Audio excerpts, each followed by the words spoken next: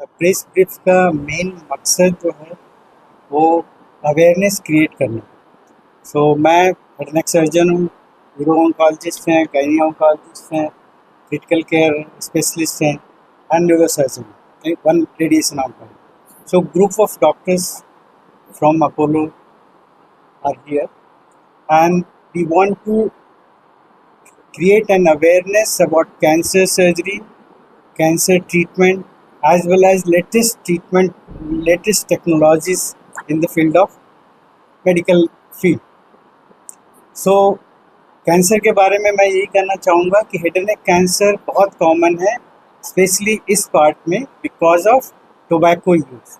तंबाकू different form में use होता है, स्मोकलेस, पान, गुटखा सब में यूज़ करते हैं। उसके चलते head and neck cancer, oral cancer specially बहुत कॉमन है।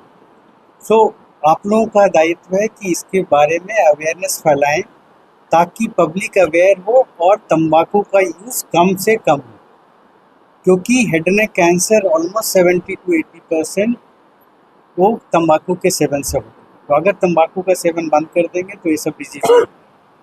दूसरी बात, कैंसर के फील्ड में बहुत सारी लेटेस्ट टेक्नोलॉजीज आई हैं जो पहले के ट्रीटमेंट की तुलना में काफ़ी चेंजेज आए। तो पहले कैंसर का क्योर मेन एम होता था, लेकिन अभी क्योर के साथ साथ उसका क्वालिटी ऑफ लाइफ भी इम्पोर्टेंट है। Specially head and neck cancer में पेशेंट का, मुंह के कैंसर में पेशेंट बोल नहीं पाएगा, खा नहीं पाएगा, तो उसको डिफरेंट मेथड से, बहुत सारे रिहेबिलिटेशन मेथड्स हैं, प्लास्टिक सर्जरी करके उसको उस लायक बनाते हैं ताकि वो समाज में वापस जा सके और कॉन्फिडेंटली लाइफ लीड कर सके। जी नमस्कार, मेरा नाम डॉक्टर तरुण है। मैं एक यूरोलॉजी कैंसर विशेषज्ञ हूँ। जिन कैंसर से हम दिन प्रतिदिन डील करते हैं वो गदूद का कैंसर या पेशाब की थैली का कैंसर या गुर्दे का कैंसर या लिंग का कैंसर या अंडकोश का कैंसर, ये सारे कैंसर्स हमारे पर्सपेक्टिव में आते हैं। आप लोगों के सम्मुख आने का कारण ये है कि अब ये इन्फॉर्मेशन लोगों के पास जानी चाहिए कि कैंसर का मतलब ये नहीं होता कि ज़िंदगी ख़त्म होगी। कैंसर का मतलब ये होता है कि एक अटकाव, एक रुकावट आपकी लाइफ में आई है, अगर उसका सही समय रहते और सही तरीके से, सही पद्धति के द्वारा इलाज किया जाए तो आज के समय में उसके आउटकम्स, उसके जो रिजल्ट्स हैं बहुत अच्छे हैं। तो कैंसर के बारे में अवेयरनेस क्रिएट करना, उसको छुपाना नहीं। अगर मुंह में कोई घाव हुआ है, जैसे डॉक्टर साहब की फील्ड में अल्सर हुआ है, हम उसको नॉर्मल अल्सर ना मान के अगर एक बार डॉक्टर की राय ले लें तो कोई नुकसान नहीं। हमारी फील्ड में भी अगर किसी के पेशाब में खून आया या पेशाब के अंदर रुकावट हुई है या पेट में दर्द हो रहा है जिसकी वजह से छटपट कर रहा है मरीज़, या वज़न की कमी हो रही है या कुछ अजीब गठाने उनको फील हो रही हैं, तो उन चीज़ों को छुपाने के बजाय अगर हम उनको प्रस्तुत करें, अपने डॉक्टर के सामने उनको लेके जाएं और हम उनको जल्दी डायग्नोस करें, जल्दी उन चीज़ों को पकड़ें, तो हम उनका बहुत बेहतरीन तरीके से इलाज कर सकते हैं। कैंसर का आज की डेट में निवारण, संपूर्ण निवारण संभव है। उसको कंट्रोल नहीं, उसको क्योर किया जा सकता है। और नई नई तकनीक जो हम अभी डिस्कस कर रहे थे, रोबोटिक टेक्नोलॉजी, इस वक्त कैंसर का मैनेजमेंट, सर्जिकल मैनेजमेंट को पूर्णतः बदल चुकी है। पहले हम अगर किडनी का सोचिए तो हम 40 सेंटीमीटर का एक कट लगाते थे, हड्डी को तोड़ते थे, फिर जाके अंदर में घुसते थे, फिर सर्जरी करते थे। मरीज़ 3-3 महीने तक बिछवन बिस्तर पर लेटे होते थे, उनको रिकवरी में समय लगता था, पेन होती थी। आज के डेट में हम 24 घंटे में घर भेज देते हैं। इवन किडनी ट्यूमर्स में हम किडनी बचा देते हैं, ट्यूमर निकाल देते हैं। तो बहुत सारी वैकल्पिक सुविधाएँ, बहुत सारे इलाज अब अवेलेबल हैं। उसी के कारण, उसी के बारे में बात करने के लिए, यहाँ के लोकल डॉक्टर्स को अवगत कराने के लिए आज हम अपोलो हॉस्पिटल कलकत्ता से पूरे के पूरी एक टीम लेके आपके सामने उपस्थित। मेरा नाम डॉक्टर मोनिका मीना है और मैं गायनी ऑन्कोलॉजिस्ट और रोबोटिक सर्जन हूँ। जैसा कि डॉक्टर राजेश्वर एंड डॉक्टर तरुण ने बताया कि अलग अलग तरह के कैंसर अलग अलग वेराइटीज़ में प्रेजेंट करते हैं और अलग अलग सिम्टम्स देते हैं, वैसे ही गायनोकोलॉजिकल कैंसर्स में हमारे होते हैं बच्चेदानी का कैंसर, अंडेदानी का कैंसर, बच्चेदानी के मुख का कैंसर जिसे सर्वाइकल कैंसर कहते हैं, या और कुछ रेयर वैरायटी के वल्वल कैंसर्स। सर्वाइकल कैंसर जैसे कि आजकल सभी लोगों को पता है कि बहुत कॉमन है और ये एक ऐसा कैंसर है जिसके लिए प्रिवेंटिव यानी कि वैक्सीन्स अवेलेबल हैं। तो ये एक बहुत ही इम्पॉर्टेंट चीज़ है कि एक ऐसा कैंसर जिसे हम प्रिवेंट कर सकें, और अगर ये हम पता करें, यदि ये जागरूकता फैलाएं कि ये एक ऐसा कैंसर है जो कि एचपीवी वायरस के through 85 to 90% cases HPV virus के थ्रू होते हैं, जिसके लिए वैक्सीन अवेलेबल है, तो उस कैंसर को हम होने से पहले ही रोक सकते हैं।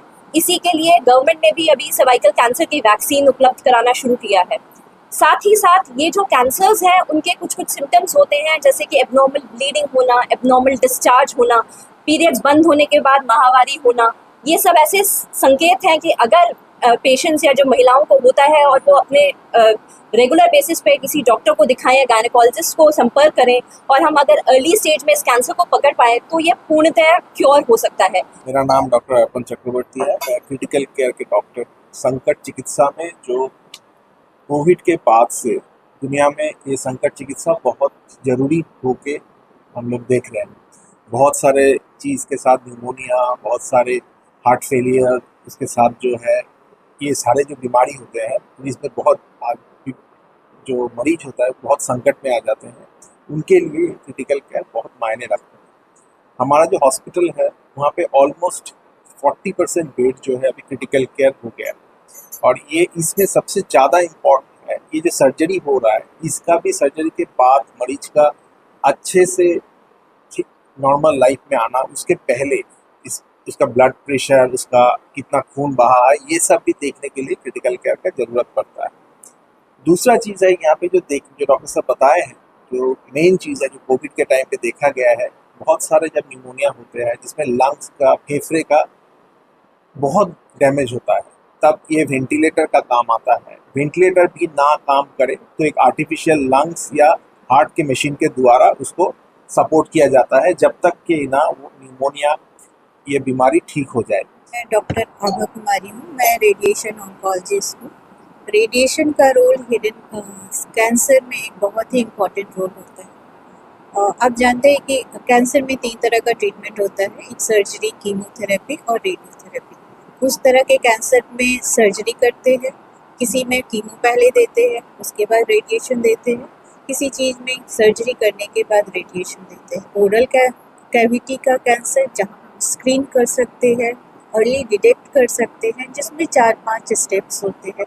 ब्रेस्ट कैंसर, जो अभी पहले ब्रेस्ट कैंसर कम थे, अभी अधिक हो गए क्योंकि हमारा लाइफस्टाइल चेंज हो गया।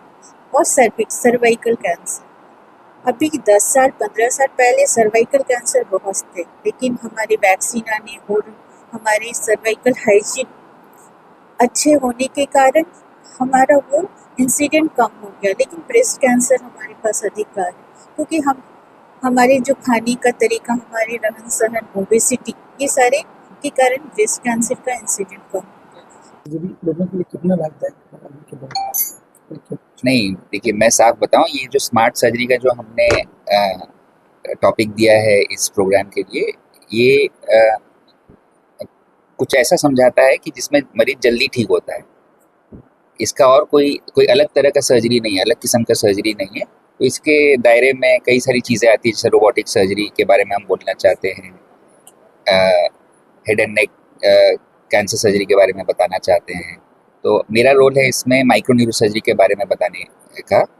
तो इसमें जो आज हम बात करेंगे शाम को, वो ये है कि कैसे न्यूरो सर्जरी को सेफ और फंक्शनली ऑप्टिमल कैसे उसको बनाया गया है।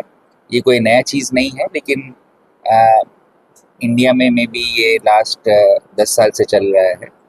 तो हम कैसे minimally invasive to the neural tissue, brain और स्पाइनल कॉर्ड के ट्यूमर या कोई भी दूसरे प्रॉब्लम में न्यूरल टिश्यू को कितना कम डैमेज करके हम पेशेंट का प्रॉब्लम सॉल्व कर सकते हैं, इसी दायरे में हम बात करेंगे आज शाम।